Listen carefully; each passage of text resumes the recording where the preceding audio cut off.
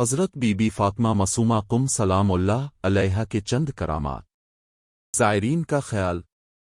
جناب عقائے عبداللہ موسیانی حضرت آیت اللہ مرشی نجفی سے نقل فرماتے ہیں کہ میں سردی کے موسم میں ایک شب بے خوابی کے مرض میں مبتلا ہو گیا۔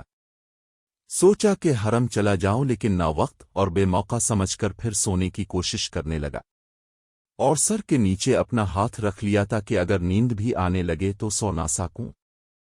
خواب میں دیکھتے ہیں کہ ایک بی بی کمرے میں داخل ہوئی ہیں جن کا قیافہ میں نے بخوبی دیکھا، لیکن اسے بیان نہیں کروں گا، اور فرماتی ہے کہ سید شہاب اٹھو اور حرم جا، میرے باز زائرین کڑاکے کی سردی سے جاں بحق ہونے والے ہیں، انہیں بچاؤ۔ آپ فرماتے ہیں کہ میں بلا تامل حرم روانہ ہو گیا۔ وہاں پہنچ کر دیکھتا ہوں کہ حرم کے شمالی دروازے میدان آستانہ کی طرف بعض پاکستانی یا ہندوستانی اپنی مخصوص وضاوقتہ کے ساتھ ٹھنڈک کی شدت کی وجہ سے دروازے سے پشت لگائے ہوئے تھر تھرا رہے ہیں۔ میں نے دھک الباب کیا تو حاج آقائے حبیب نامی خادم نے میرے اصرار پر دروازہ کھول دیا۔ ہمارے ساتھ ساتھ وہ لوگ بھی حرم کے اندر داخل ہو گئے اور ذریح کے کنارے زیارت اور عرض ادب میں مصروف ہو گئے۔ میں نے بھی انہی خادم سے پانی مانگا اور نماز شب کے لیے وضو کرنے لگا۔ نخجوانی طالب علم کو شفا۔ حضرت آیت اللہ العظمی ناصر مکارم شیرازی فرماتے ہیں کہ روس کی بربادی اور اس کی تقسیم نیز مسلمان نشین جمہوریتوں کے آزاد ہونے کے بعد، جس میں ایک جمہوری نخجوان بھی ہے، نخجوان کے شیعوں نے اپنے نوجوانوں کو حوزہ علمیہ قم بھیجنے کا ارادہ کیا تاکہ تبلیغ اور صحیح تربیت کا ایک اچھا اور مناسب انتظام ہو۔ قم بھیجنے کے لیے ان لوگوں نے ایک مسابقہ کا انعقاد کیا جس میں 300 افراد نے شرکت کی اور ان میں سے 50 افراد کو قبول کیا گیا۔ جن کے نمبر اچھے تھے ان 50 افراد میں سے ایک منتخب شدہ نوجوان ایسا بھی تھا جس کی آنکھ خراب تھی۔ ذمہ دار افراد نے اسے رد کر دیا، لیکن اس کے باپ کے بے حد اصرار کی بنا پر اسے دوبارہ قبول کیا گیا۔ جس وقت یہ افراد تحصیل علم کے لیے قم روانہ ہو رہے تھے، اس وقت ویڈیوگرافر نے کیمرہ اس لڑکے کی طرف گھما دیا اور ایک برجستہ تصویر لے کر نمائش میں لگا دی۔ جب اس نوجوان نے یہ دیکھا تو بہت رنجیدہ ہوا۔ قم پہنچنے کے بعد سارے لوگ اپنے اپنے مدرسوں میں ساکن ہوئے، لیکن اس نوجوان کے قدم حرم مطہر کی جانب بڑھے اور اس نے بارگاہ حضرت معصومہ میں حاضری دی۔ نہایت لگن خلوص کے ساتھ حضرت سے متوسل ہوا، اسی عالم میں وہ سو گیا۔ خواب میں اس نے عوالم مشاہدہ کیے۔ بیداری کے بعد اس نے دیکھا کہ اب اس کی آنکھ سالم اور بے عیب ہے۔ شفا یابی کے بعد وہ مدرسہ لوٹا ہے۔ جب اس کے دوستوں نے یہ کرامت اور معجزاتی کیفیت دیکھی تو ایک ساتھ حرم کے لیے روانہ ہو گئے اور کافی دیر تک وہاں دعا اور توسل میں مشغول رہے۔ جب یہ خبر نخجوان پہنچی تو وہاں کے لوگوں نے کافی اصرار کیا کہ اس جوان کو یہاں بھیج دیا جائے تاکہ دوسروں کے لیے عبرت اور ہدایت نیز مسلمانوں کا عقیدہ پختہ ہو سکے۔ مرد نصرانی کو شفا۔ محدث نوری نے نقل فرمایا ہے کہ بغداد میں ایک نصرانی بنام یعقوب مریض ہو چکے تھے۔ وہ اس درجہ نحیف و لاغر ہو چکا تھا کہ چلنے پھرنے سے بھی معذور تھا۔ وہ کہتا ہے، خدا سے میں نے بارہا موت کی تمنا کی، یہاں تک کہ میں نے ایک دفعہ عالم خواب میں ایک جلیل القدر نورانی سید کو دیکھا جو میرے تخت کے پاس کھڑے ہیں اور مجھ سے کہہ رہے ہیں کہ اگر شفا چاہتے ہو تو کاظمین کی زیارت کے لیے آؤ۔ جب میں خواب سے بیدار ہوا تو اپنی ماں سے خواب کو نقل کیا، چونکہ میری ماں نصرانی تھی اس لیے کہنے لگی یہ شیطانی خواب ہے۔ دوسری مرتبہ جب میں سویا تو ایک خاتون کو خواب میں دیکھا جو چادر میں ڈھکی تھی، مجھ سے کہنے لگی اٹھو، صبح ہو گئی ہے۔ کیا میرے باپ نے تم سے شرط نہ کی تھی کہ ان کی زیارت کرو گے تو وہ تم کو شفا یاب کریں گے؟ میں نے پوچھا آپ کون ہیں؟ تو فرمایا میں معصومہ امام رضا علیہ السلام کی بہن ہوں۔ پھر میں نے پوچھا آپ کے بابا کون ہیں؟ تو انہوں نے فرمایا موسیٰ بن جعفر۔ اسی اثنا میں خواب سے بیدار ہو گیا، متحیر تھا کہ کہاں جاؤں۔ ذہن میں آیا کہ سید رازی بغدادی کے پاس جاتا ہوں۔ اسی عزم کے تحت میں بغداد گیا اور جب ان کے گھر کے دروازے پر پہنچا تو دھک الباب کیا۔ آواز آئی کون؟ میں نے کہا دروازہ کھولو۔ جیسے ہی سید نے میری آواز سنی اپنی بیٹی سے کہا، دروازہ کھولو، ایک نصرانی مسلمان ہونے کے لیے آیا ہے۔ جب میں ان کے پاس پہنچا تو ان سے پوچھا، آپ کو کیسے معلوم ہو گیا کہ میں اس قصد سے آیا ہوں؟ انہوں نے فرمایا، خواب میں میرے جد نے مجھے سارے قضیے سے آگاہ کر دیا ہے۔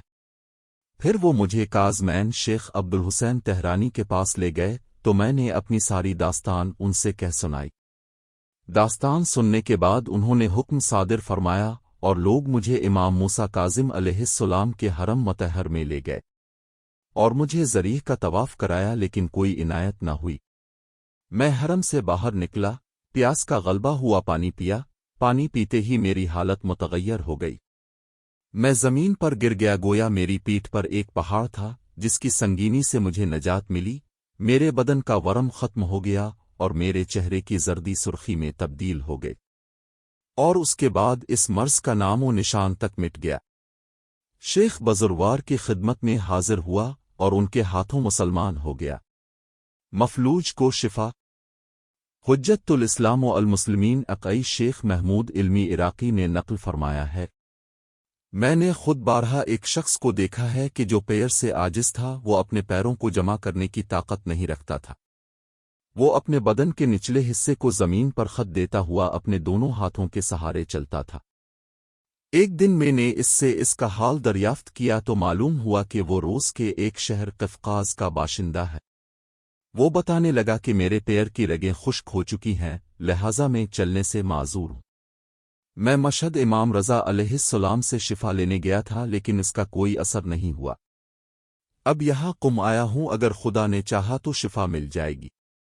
ماہ رمضان کی ایک رات کو یکائک حرم کے نقار خانے سے نقارہ بجنے کی آواز آئی۔ لوگ آپس میں کہہ رہے تھے، بی بی نے مفلوج کو شفا دے دی۔ اس واقعے کے چند دنوں بعد میں چند افراد کے ساتھ یکا میں سوار ہو کر عراق کی طرف جا رہا تھا۔ راستے میں عراق سے 6 فرسخ کے فاصلے پر اسی مفلوج شخص کو دیکھا کہ اپنے صحیح و سالم پیر سے کربلا کی طرف عازم ہے۔ ہم نے اپنا یکا روکا اور اس کو اپنی سواری پر سوار کر لیا۔ پھر معلوم ہوا کہ اس دن جسے شفا ملی تھی وہ یہی مفلوج ہے۔ وہ شخص عراق تک ہم لوگوں کے ساتھ تھا۔ مرض دیوانگی۔ آقائے میر سید علی برقائی نے فرمایا، ایک شخص نے بیان کیا کہ میں جب عراق میں ایران کا سفیر تھا تو میری بیوی دیوانگی کی مرض میں مبتلا ہو گئی۔ نوبت یہاں تک آ گئی کہ ان کے پیر میں زنجیر ڈالنی پڑی۔ ایک دن جب سفارت خانے سے لوٹا تو ان کا بہت برا حال دیکھا۔ یہ حال دیکھنے کے بعد اپنے مخصوص کمرے میں داخل ہوا اور وہیں سے امیر المومنین علیہ السلام سے متوصل ہوا، عرض کیا، اے علی، چند سال سے آپ کی خدمت میں ہوں اور پردیسی ہوں، اپنی بیوی کی شفا یابی آپ سے چاہتا ہوں، اسی طرح متحیر و پریشان تھا کہ خدایا کیا کروں۔ ناگہاں گھر کی خادمہ دوڑتی ہوئی آئی اور بولی، آقا جلدی آئیے۔ میں نے پوچھا، میری بیوی مر گئی؟ کہنے لگی، نہیں، اچھی ہو گئی ہے۔ میں جلدی سے اپنی بیوی کے پاس آیا تو دیکھا کہ طبیعی حالت میں بیٹھی ہے۔ مجھے دیکھتے ہی مجھ سے پوچھنے لگے، میرے پیر میں زنجیر کیوں باندھی ہے؟ میں نے سارا واقعہ سنا دیا۔ اس کے بعد میں نے پوچھا، تم یکائک ٹھیک کیسے ہو گئی؟ انہوں نے جواب دیا، ابھی ابھی ایک باجلالت خاتون میرے کمرے میں داخل ہوئی تھیں۔ میں نے پوچھا، آپ کون ہیں؟ فرمایا، میں معصومہ امام موسیٰ جعفر علیہ السلام کی دختر ہوں۔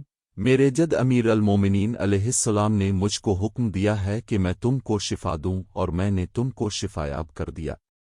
مریض دق۔ آقائے مہدی صاحب مقبرہ علم السلطنت فرماتے ہیں، قم کے ایک دیہات خلجستان کا ایک شخص مرض دق یعنی ٹی بی میں مبتلا ہو گیا۔ قم کے ڈاکٹروں کی طرف مراجعہ کیا، لیکن اس کا کوئی اثر نہ ہوا۔ پھر تہران گیا، وہاں معالجہ شروع کیا، یہاں تک کہ علاج میں اس کی ساری دولت ختم ہو گئی، لیکن دواؤں نے کوئی فائدہ نہیں پہنچایا۔ مایوس ہو کر خالی ہاتھ وہ اپنے وطن لوٹا۔ وہاں کے رہنے والوں نے اس سے کہا، تمہارے پاس یہاں کچھ نہیں ہے، اور تم جس مرض میں مبتلا ہو وہ چھوت کا مرض ہے۔ تمہارا یہاں رہنا یہاں کے لوگوں کے لیے نقصان دہ ہے، لہٰذا تم یہاں سے چلے جاؤ۔ چار و ناچار وہ شخص قم پہنچتا ہے اور صحن جدید میں حرم مطہر کے مقبروں میں سے ایک مقبرے میں تمام جگہوں سے ناامید ہو کر عنایت فاطمہ معصومہ سلام اللہ علیہا سے اپنے دل کو تسلی دیتا۔ اسی اثنا میں اسے نیند آ جاتی ہے۔ بی بی کی عنایتوں کے نتیجے میں بیدار ہونے کے بعد اپنے اندر مرض کا کوئی اثر نہیں پاتا ہے۔ قرض کی ادائیگی اور رزق میں برکت۔ آستانہ مقدسہ کے خادم جناب آقائے کمالی فرماتے ہیں، 1302 شمسی کی بات ہے، میں حضرت معظمہ کی بارگاہ میں پناہ گزین تھا اور وہیں صحن 9 میں ایک حجرے میں مقیم تھا۔ زندگی بہت سختی سے گزر رہی تھی اور بے حد فقیر و نادار ہو گیا تھا۔ زندگی حرم کے اطراف کے تاجروں سے قرض پر گزر رہی تھی، یہاں تک کہ ایک دن نماز صبح کی ادائیگی کے بعد بی بی کی بارگاہ میں مشرف ہوا اور اپنی ساری حالت بی بی کو سنا دیا۔ اسی حالت میں پیسوں کی تھیلی میرے دامن میں گری۔ کچھ دیر تک تو میں نے انتظار کیا کہ شاید یہ کسی زائر کا پیسہ ہو تو یہ اسے دے دوں، لیکن وہاں کوئی نہ تھا۔ میں سمجھ گیا کہ بی بی کا خاص لطف ہے، تھیلی لے کر اپنے حجرے کی طرف پلٹ گیا۔ جب اسے کھولا تو اس میں 4000 تومان تھے۔ پہلے تو میں نے سارے کے سارے قرض ادا کیے، پھر 14 مہینوں تک اس کو خرچ کرتا رہا، لیکن اس میں کافی برکت تھی، ختم ہی نہیں ہوتا تھا۔ یہاں تک کہ ایک دن حجت الاسلام حسین حرم پناہی تشریف لائے اور ہماری زندگی کے بارے میں سوال کیا۔ میں نے موضوع کو یوں بیان کر دیا، انہی دنوں وہ عطیہ ختم ہو گیا۔ ذوف چشم حاج آقائے میدی صاحب مقبرہ علم السلطنت فرماتے ہیں کہ میں کچھ دنوں قبل ذوف چشم میں مبتلا ہو گیا تھا۔ ڈاکٹروں کے پاس جانے کے بعد معلوم ہوا کہ آنکھ میں موتیا بند ہو گیا ہے، لہذا اس کا آپریشن کرنا پڑے گا۔ وہ کہتے ہیں اس کے بعد میں جب بھی حرم مشرف ہوتا تھا تو ذریح کی تھوڑی سی گرد و غبار آنکھوں سے لگا لیا کرتا تھا۔ میرا یہ عمل باعث ہوا کہ میری آنکھوں کی کمزوری برطرف ہو گئی۔ یہ عمل ایسا بابرکت ثابت ہوا کہ آج تک چشمے کے بغیر قرآن پڑھتا ہوں۔